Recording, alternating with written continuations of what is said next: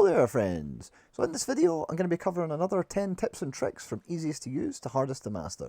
So this is going to be the second installment in this series of 10 tips from Noob to Pro, and I can't believe how well the first video done, so if this one does half as well, I'm going to be a very happy YouTuber.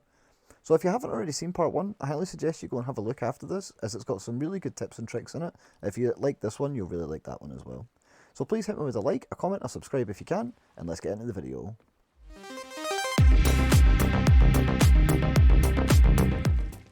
Alright, so keeping with the theme of the series, I'm going to show you some easy, quick tips at the start, and then we'll move into the more advanced stuff later. So, for those of you that don't know, you can actually hear when a piece of meat is perfectly cooked on the stove. So, you can hear it here. There's a definite change. You can hear the spitting, and that's when you know that the fish or whatever meat you've got is good to go. So, you don't actually need to keep coming back down and checking. You can hear it from the top deck, you can hear it from the bottom deck. You can't hear it that well from all the way back at the wheel, but at least now you'll never burn another piece of food. Alright, on to the next one. Okay, so tip number 2 is going to be use your dead time. So there's going to be a lot of time where you're just sailing around on the waves, and I want you to use this time. Imagine that somebody's chasing you around your boat, imagine that you're in PvP with somebody, because then this time is actually being utilised to getting you to be a better player. So shoot the bell, jump over things, jump over the cannons, get used to moving your character, because I promise you this will build up over time and you'll get a much better grasp of your character moving around. Alrighty, so now we're going to talk about sail direction. So sail direction is really important when running away on the sloop in particular. So when you're running away on the sloop, you're always going to want to face into the wind and have your sail totally flat. Now, in this configuration, the sloop is the fastest ship in the game into the wind. However, you can mess it up in a couple of ways. So if you look here, now that I'm starting to get a slight crosswind, a lot of players would be tempted to put their sail to the left or right respectively. However, doing this will actually slow you down. And if it's a sloop that's chasing you, and they know this tip, they will catch up to you, harpoon you, and sink you. So if you see here, the sail can't catch a full billow of wind from the right, so it is slowing down the sloop. I don't know why this does it this way, but I know from hundreds of hours of chasing sloop to sloop that if you are chasing somebody that's doing this, you will catch them if you put your sail flat facing. You see I'm going a little faster here. So if you do want to use a side wind, the only time that I recommend that you do it is if you have a full side wind from right or left. So here I'm going to turn the boat so that it's facing all the way to the left here. And now I'm going to turn the sail. Now, important to note, this noise. Now, that noise and animation means that the sail is catching a full billow of wind, and you're now going the fastest you can actually go. So this is the only time that you want to turn the sail, and obviously if it's a backwind, you want to keep moving it for backwind and things like that. But now, you can use that trick to catch or run away. Alright, so for this one, I just want to give a big shout out to one of my Discord members, Green, because he showed me this cool little trick with the sail angle. So if you stand just right on the sloop, this one is a bit more tricky than the ladder grab from the window in the last video, but you can phase right through the wall and grab the sail angle. So big shout out to Green from my Discord community for that one, thanks very much. And if you want to join the Discord community, there's a link in the description.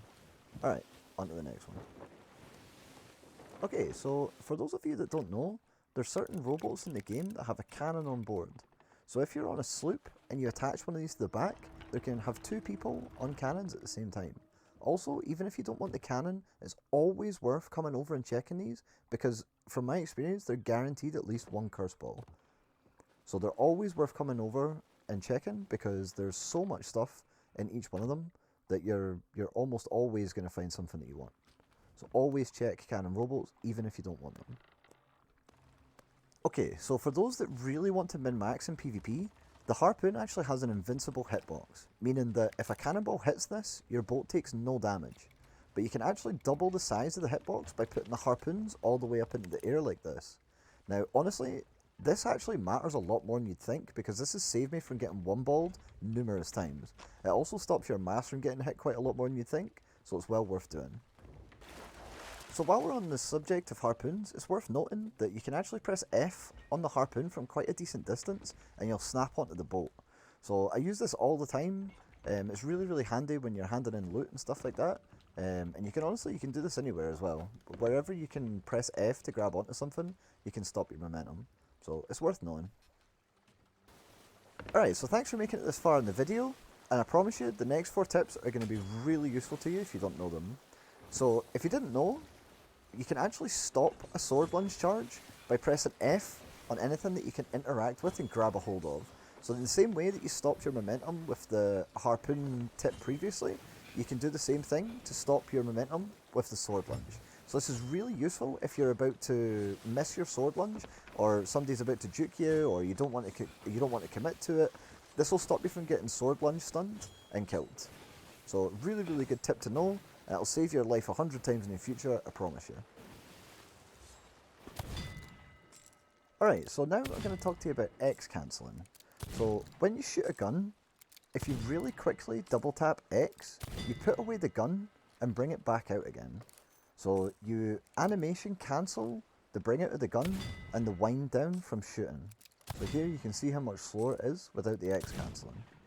So I've timed this and it's about 1.5 seconds out of 5 bullets, so it is a really small change.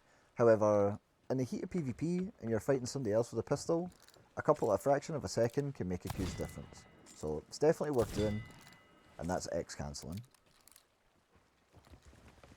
Okay, so I promise if this next tip is news to you, this is going to absolutely change the way that you play Sea of Thieves forever. So what I'm doing here is I've just blown the absolute hell out of the back of my boat to show you something. So there's actually 2 decks to a sloop. So hold on, just let me deal with this. Okay, so I've fully repaired my ship except for the T3 holes in the back, because I want to point out something that I don't even think a lot of veteran players realise. So here you can see that we're in calm waters and we're barely taking on any water whatsoever because the bottom deck is completely sealed.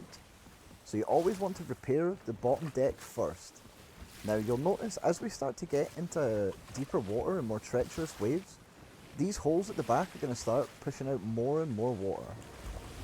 So here I'm just going to do my best to keep bucketing.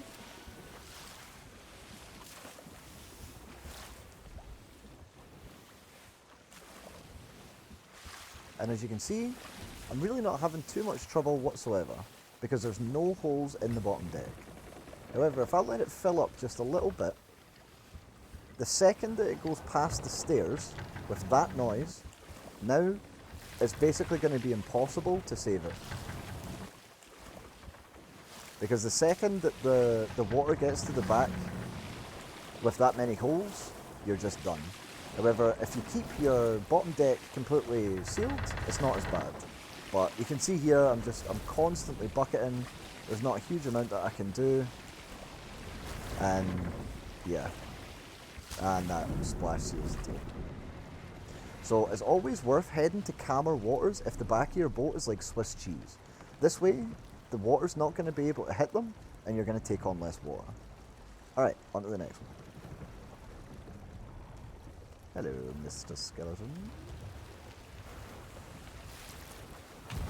Okay, so here's a huge tip for shooting cannons at another boat. Use things that are in the distance to line up the very tip of the cannon with. For example, here I'm using this cloud here. And if you hit, just keep that arc and keep that distance, and you'll consistently hit your shot. So here, I don't really need to see the boat all that much, because I'm focusing on keeping my cannon at that precise line and angle, using the reference point of the cloud behind me. So in this clip here, I'm using the mast here to use as a reference point instead. So I'm putting the tip of the cannon right at the crow's nest, and then I'm slowly adjusting until I find the right part to put the tip of the cannon. Now it's important that in this clip, I don't just keep firing at the crow's nest because the boat's moving towards me. I keep lowering my shot. However, when I go for chain shots here, I do put my aim back up to the crow's nest because chain shots are heavier than cannonballs.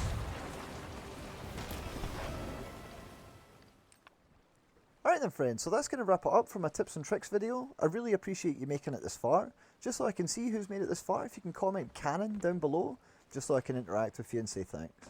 So if you'd like to join my Discord community, there's a link down in the description. There's a lot of fun stuff happening over there. I'm sailing with people from my community as well, so it's a lot of fun. So hope to see you over there, and I'll catch you in the next one. Peace.